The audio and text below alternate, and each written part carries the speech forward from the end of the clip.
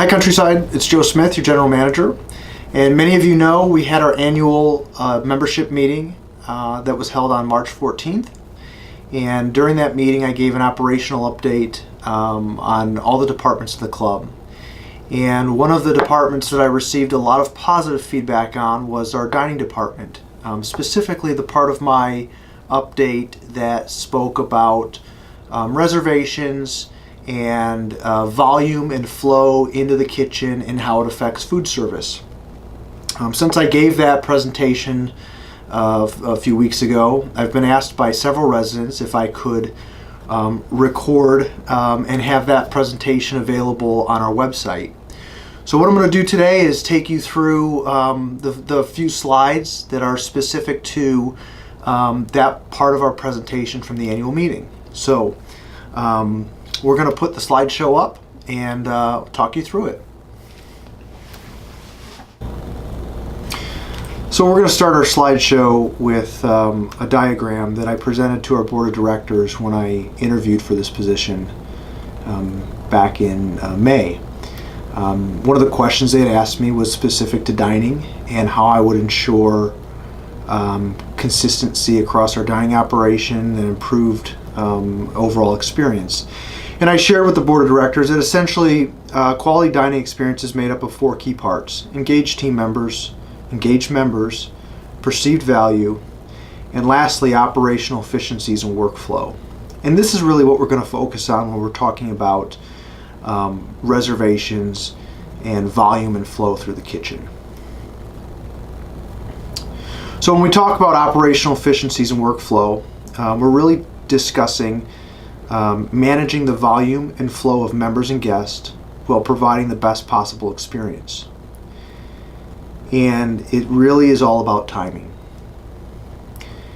And it's also a very fine balance between how much volume we can do and how efficiently we can do it. So this season, you've all been asking me three main questions that I've heard routinely from members. Hey Joe, is the kitchen big enough? Hey Joe, do we have enough staff in the kitchen? Hey Joe, no one's at that table. Why can't I sit there? Well, over the next few slides, I'm going to make an unusual analogy. And I hope to answer all three of those questions for you. And I hope that you understand the correlation between the analogy I'm making and these three questions. And hopefully you have a better understanding of our dining room operation. So we'll start here. What do managing a golf course and managing a dining room have in common? Well, providing a great experience in each requires the proper control of the volume and flow of people. And how do we manage volume and flow of people on our golf course and our dining room? Well, let's start with golf.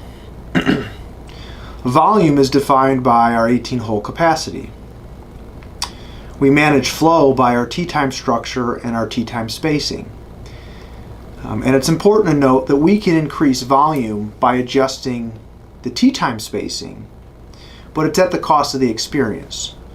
So in other words, we could do 6-minute tee times versus 8-minute tee times and put out additional volume onto the course, but you're going to have a subpar experience. So when we talk about volume and flow on the golf course, we have a couple different options that are very structured. This is an example of three types of tee time structures. We have a straight tee, where essentially we put out a foursome every 8 minutes, and each foursome follows in line consecutively. A setup like this, we could put about 200 golfers on the golf course. We have a double tee example, where essentially we break the golf course into 2 nines, and we put out a foursome on each 9, and then they follow consecutively, but we have to close the 9s for a 2-hour period to allow those morning times to cross over. But essentially this allows us to put over 250 golfers on the golf course. And then we have a shotgun start. As you all know, Countryside does an awful lot of shotguns.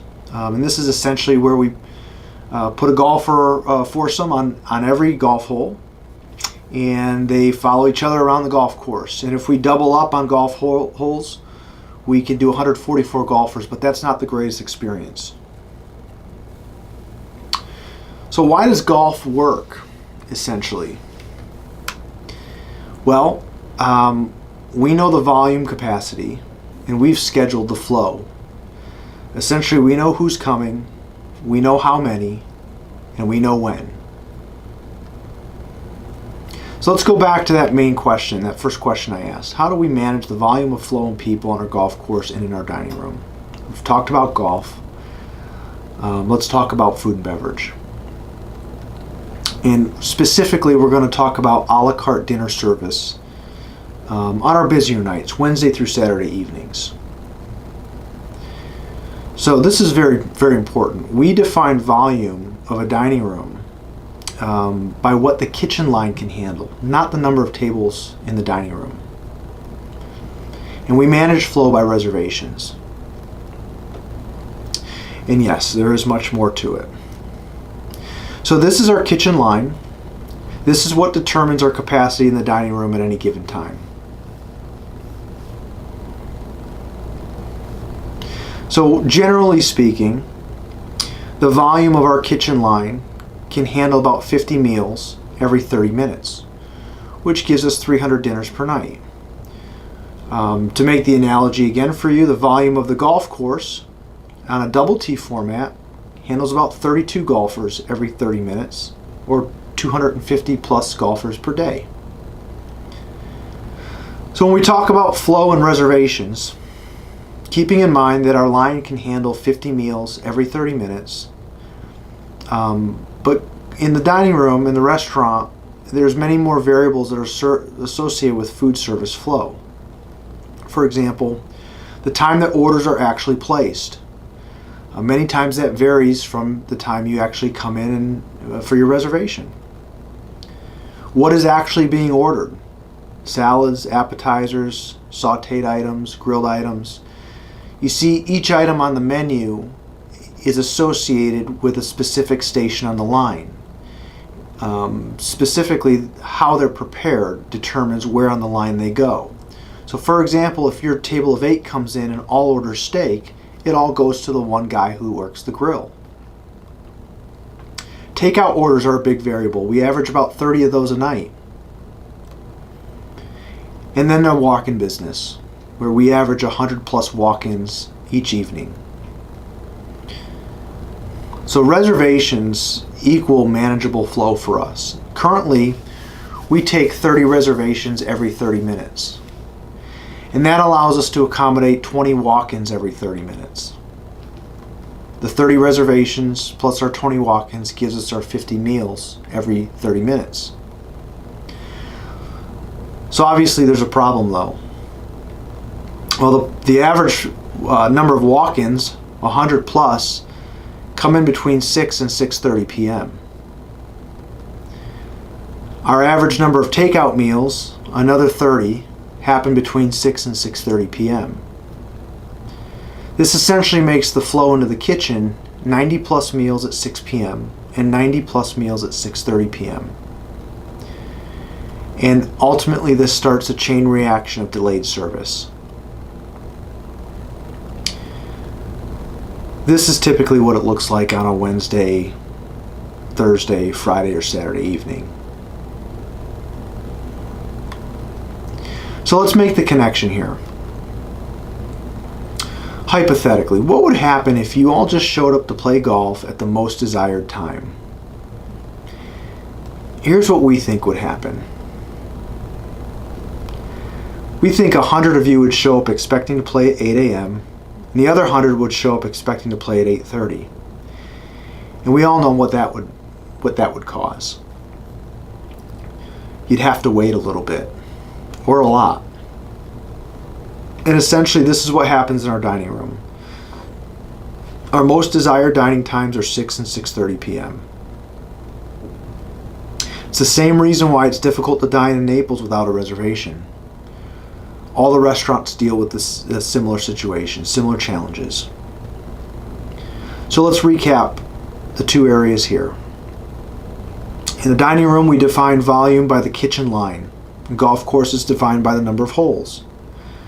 We manage flow by reservations in the dining room. We manage flow by the tee sheet structure.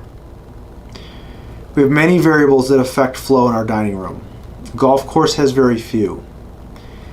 And we can increase the volume and flow in our dining room, but it is at the cost of the experience. And the same goes for the golf course. In either case, we can always put out more capacity than what is manageable, but it does affect the experience. So back to these questions that I asked, that I shared with you towards the beginning.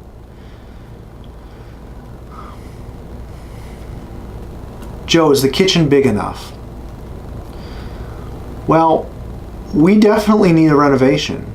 The workflow and the traffic flow through the kitchen is challenging, and we are very challenged on prep area and storage area. Do you have enough staff in the kitchen? Our line supports 5 stations, and it's not possible to add any more. This is the team that works that line every night. When we talk about the balance between volume and efficiency, through a renovation, we could certainly duplicate stations to increase volume. In other words, have 2 grill stations, 2 saute stations. However, we lose efficiency, and we're adding additional labor to do the same amount of covers on a nightly basis. The other thing to keep into consideration is that those additional stations on the line are only going to be used at certain times of the year, primarily 3 or 4 months on 3 or 4 nights, because they're just not needed all the time. So this is what I'm referring to when I talk about that fine balance between volume and efficiency. The other question you've been asking, hey Joe, no one's at that table. Why can't I sit there? Well, remember, the kitchen line determines the volume, not the tables in the dining room. Table seatings are spaced to manage flow into the kitchen. We take, ideally, 50 reservations every 30 minutes.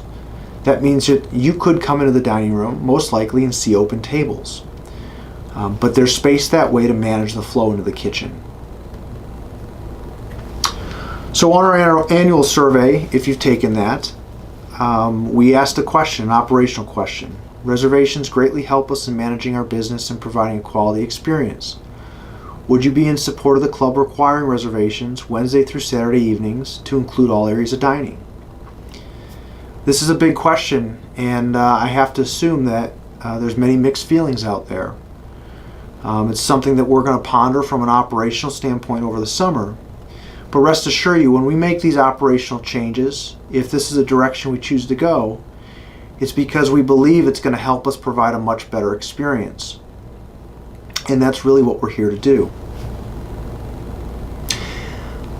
I hope that you found that helpful. As always, if you have questions about any operational occurrences at the club, I encourage you to come see myself, Kevin, Chef Jay, or Andy. I've received many positive compliments from members who really opened their eyes to some of the challenges we have. And I can assure you, these are challenges that I've dealt with at every property that I've been at. And again, our desire is to provide the best experience possible. And sometimes we need some help with that.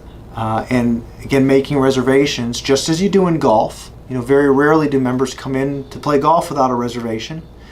Really helps us manage our business and provide a memorable experience for you. So as always, I thank you for watching. I appreciate your comments, your feedback, and your support. Thanks again, and have a great summer.